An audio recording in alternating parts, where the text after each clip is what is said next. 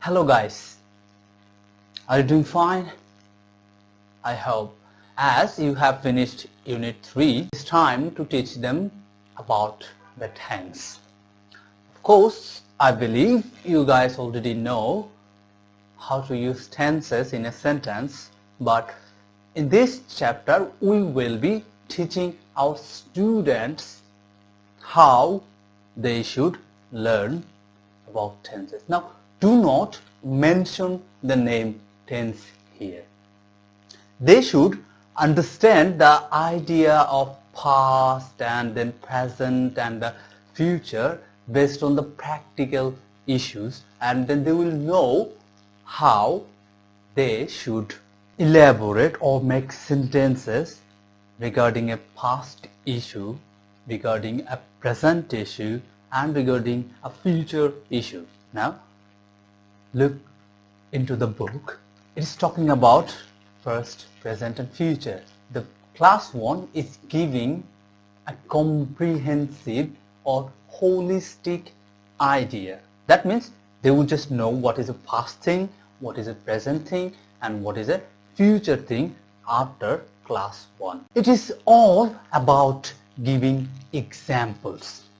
You explain everything giving examples. Look at this very first one. It is saying, I go to school. See, you talk about this. This is a present situation, means something that is happening now or something that is happening today. All these writings here in this book, these are not for students. These are for you. You teach them what is a present issue, what is a past issue, and what is a future issue. Now, here, I go to school means something that is happening now. Similarly, there will be many other things that is happening today or now or at present. Those things are present, right? Like he goes to school, like he play tennis. Another thing, I'm watching cartoon. For example, I'm in front of the television or the tab you have and you're watching cartoon. You can say, I'm watching cartoon. This particular thing is happening at the moment. Now, if something happens at the moment, you call them a present situation. Now, you can give a practical example to the students. Students, what are you doing now? You will definitely get the answer that we are doing the class. Right? So, you then tell the students, well, this is what a present situation. What you are doing? We are doing class. This is present situation. What I am doing, you can even ask the question to the students. Students, what I am doing? Students will say, teacher, you are teaching us. See, this is also an example of something that is happening at present. Also, if there's something extraordinary happening outside of the classroom, you could point to that. For example, the sun is shining, right? It's a sunny day. Look outside. Students, what you can say? It's a sunny day, right? There's no rain, there's no clouds. So this is happening now. The sun is shining.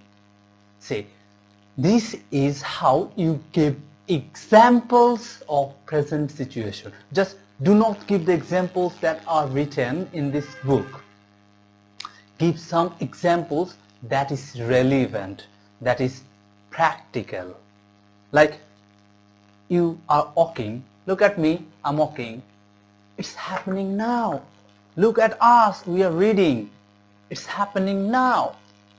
Now, if something that is happening now, that is a present tense. Or that is a present matter, present event, present situation. As I told you, think from different perspectives. different perspectives, same situation. Remember the teaching skill class? Follow it, please. Now, that's how you talk about the present issue. There are some other examples like I don't, he doesn't, I'm not watching cartoon. You can just say the negative form of the issues. Now, if something is negative, you say I do not, or don't, does not, this is or doesn't. This is how we usually express something that is not positive, that is providing a negative meaning. Sorry, I'm watching cartoon, I'm not watching cartoon. One is affirmative, that means yes, I'm confirming that I'm watching cartoon. Another one is not confirming that I'm watching cartoon. Is that okay? Have you got me? Next thing, I is the past thing. It's the past thing, right? I went to the school. You explain it your student in this way. Past means something or an event that has happened past time. Now, what is a past time? Past times refer to a time point that is not now. It was before now. Maybe 1 hour before now is a past. Yesterday is a past, and the day before yesterday, that means any time before now is a past, literally. Now, if you are trying to talk about something or some event that has happened before now, you could consider it as a past tense or past event. That means a little ago I was watching a video. See, I was watching. It happened some times ago. Perhaps I ate my breakfast this morning, right? I am not saying I ate my breakfast. I have already eaten it, so I would say I ate my breakfast this morning. I went to the school yesterday. I took a class in the morning. Today morning is also a past. It is night now, so the morning is a past thing. So you give examples. The sun came yesterday. Anything that is referring to a time before present time is a past. Now, for example, this is today, so yesterday is past, day before yesterday is past, and also any day before that time is a past. So time dimension here is the main issue. Now, if you see anything in the past, we do not say it in the same way that we say when we are talking in the present. For example, I am watching cartoon. Now, I will say it when I'm watching it now. But if I had watched that cartoon yesterday, at this time, what you would say? I was watching cartoon. So you compare. What you do, you take only one example, then you compare between the past and the present. For example, I go to school. I go to school means today I go to school. Now, if I did that same thing yesterday, what would I say?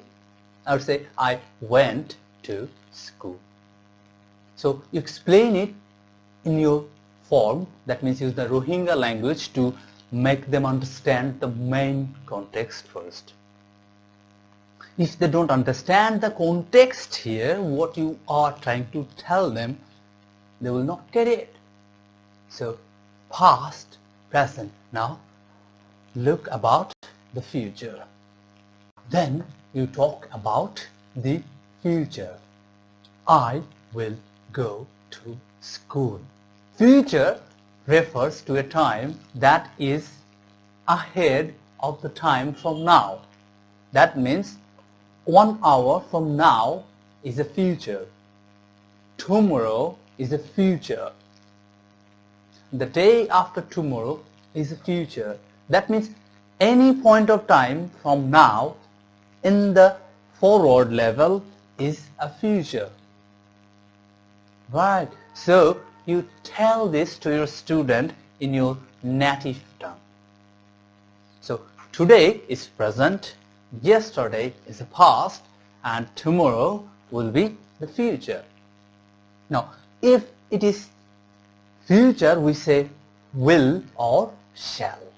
Why we shall say it, we will talk about that later, but first you ask the student to understand if it is the time from now to future, what would you say? You will say will. That means tomorrow is what? A future time. Tomorrow is a future time. This is how you do it. Look at this sentence. I will eat rice. That means you are thinking that you will eat rice. You may not be able to eat that rice. Perhaps something else will come out. But still, it's talking about future. In the same way, you can say, he will play tennis, he will be watching cartoon. Now, all these things are estimated that they will happen in future. If something that is happening in the future, you talk with will or shall. If something happening now, you talk with the present verb. And if something that is going to happen in the past, you talk with the past verb.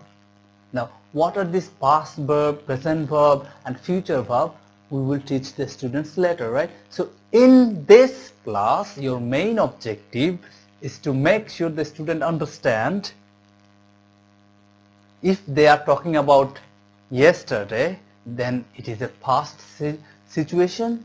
If they are talking about today, then it is a present situation. If they are talking about future, it is a future situation. This is the main objective of this class. Now after that, you will try to make them understand that if you say go in the present, you say went in the past, and you say will go in the future, right? For example, I eat rice. I ate rice in the past, and I will eat rice in the future. Or I go to school in the present, you say I went to school in the past, and I will go to school in the future. So that's how you determine the present point of time, past point of time, and the future point of time. Once the students have understood these things, you can end the class. Now, after this, if they have got it or not, you will see through the exercises.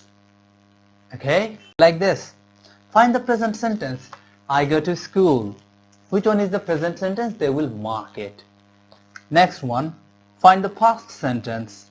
I was eating rice. Now they here if they can find the exact sentences from here, that means they understood. Now if they can find it or cannot find it depends on the effectivity of your teaching. The way you explain it to them, the way they understand it, they will answer it like this way. You do not show them the answer before you take the exam. This should be the weekly exam that you take.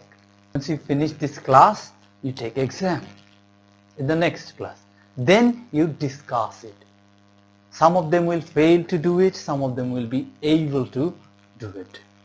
What you guys are doing, perhaps you guys are teaching or giving them the answer first, then you asking them the question. Do not do it. First you teach them, then you give them to solve the exercise, then you give them the actual answer of these exercises. Did you get it? So that's the objective of Unit 4 Class 1.